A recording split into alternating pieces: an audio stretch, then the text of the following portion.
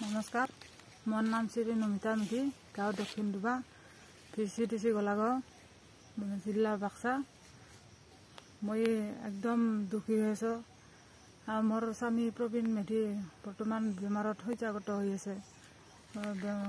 চিকিৎসাৰ কাৰণে অলপমান অসুবিধা, টকা পইচাৰ অসুবিধাৰ কাৰণে চিকিৎসা কৰিব পৰা নাই। মোৰ ছোৱালীজনীৰ মেট্ৰিক পৰীক্ষা টাইমতে।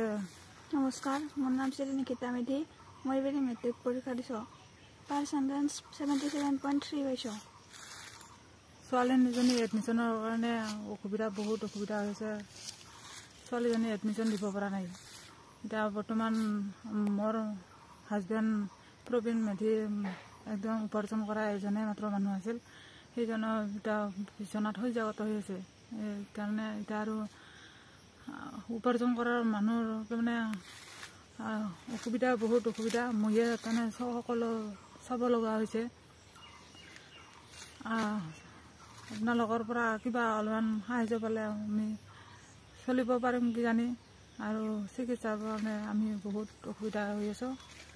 বিচনাৰ পৰা উঠিব নোৱাৰে হাজবেণ্ডে।